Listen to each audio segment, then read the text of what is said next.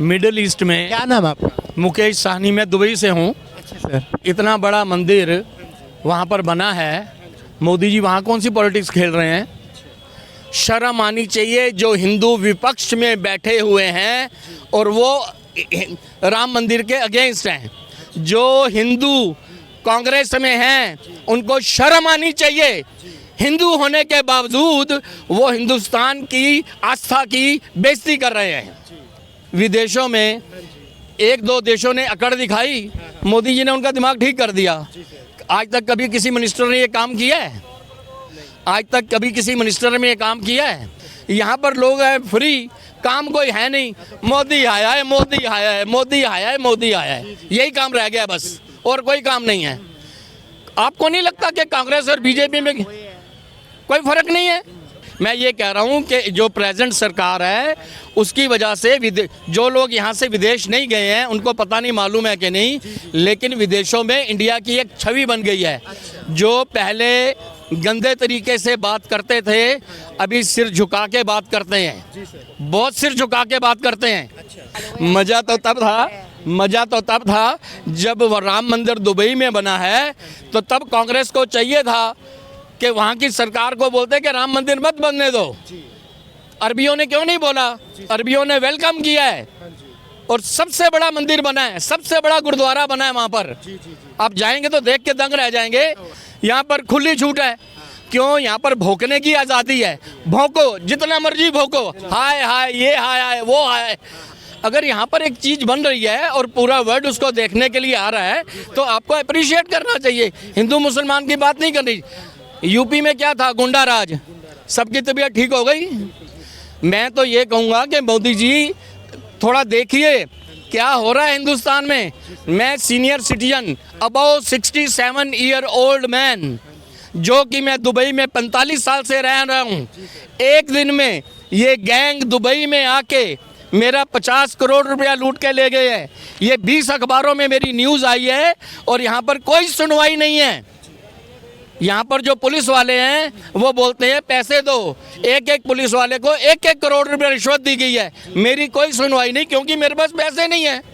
आप ये बताइए, क्या बीजेपी सिर्फ एक धर्म की राजनीति करके अभी तक सरकार बनाती रही है? दूसरा, राहुल गांधी और विपक्ष यह आरोप लगाता रहा है कि नरेंद्र मोदी सिर्फ बड़े बड़े बिजनेसमैन अडानी और अंबानी का कौन सी राजनीति कर रही है?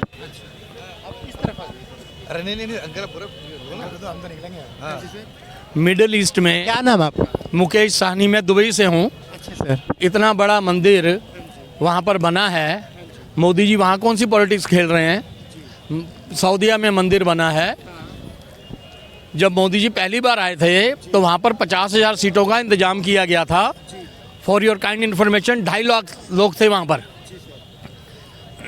वहाँ का राजा, उसका परिवार, सब लोग उनका स्वागत करने के लिए आए थे और उसके बाद 4 चक्कर उनके वहाँ पर लग चुके हैं।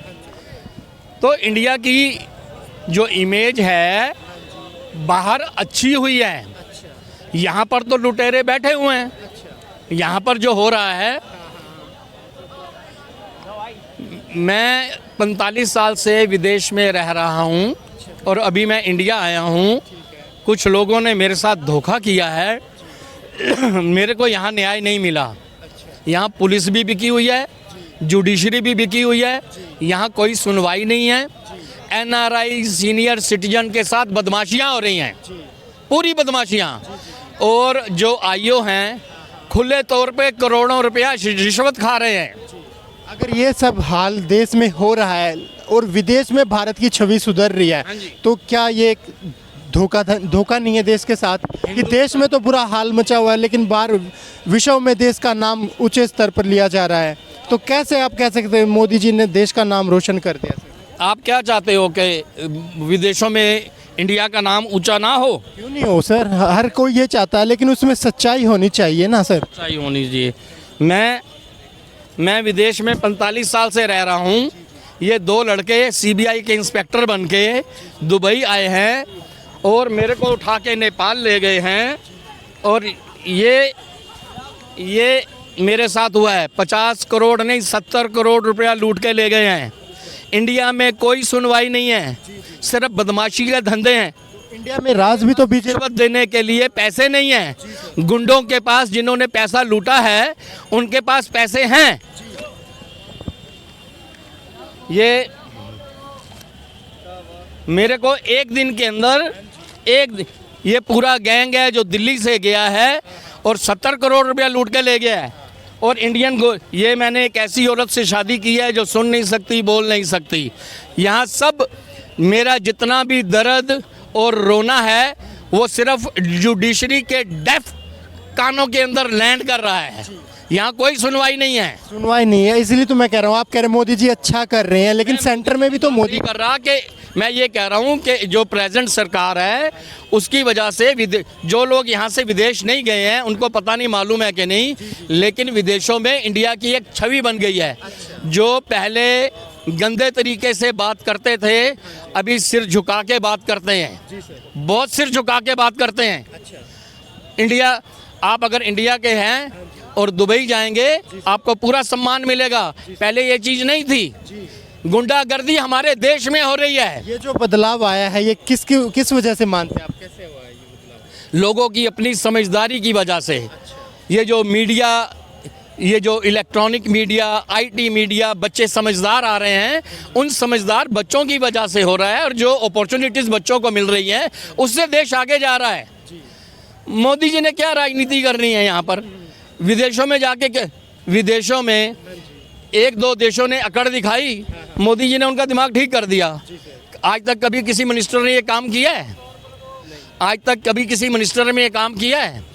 अगर यही जो प्रश्न आप मेरे से पूछ रहे हैं तो आप क्या कहोगे? मोदी जी गलत काम कर रहे हैं? मैं तो ये कहूँगा कि मोदी जी थोड़ा देखिए क्या हो रहा है हिंदुस्तान में।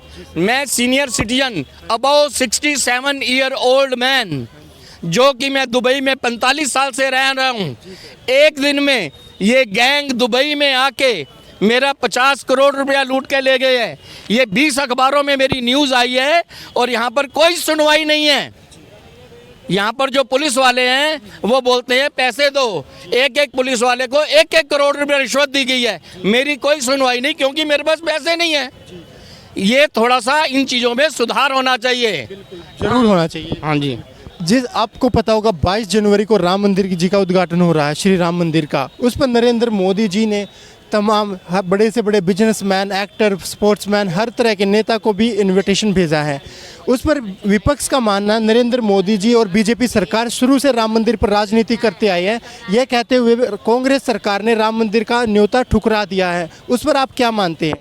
मज़ा तो तब था जब वो राम मंदिर दुबई में बना है, तो तब कांग्रेस को चाहिए था कि वहाँ की सरकार को बोलते कि राम मंदिर मत बनने दो। अरबियों ने क्यों नहीं बोला?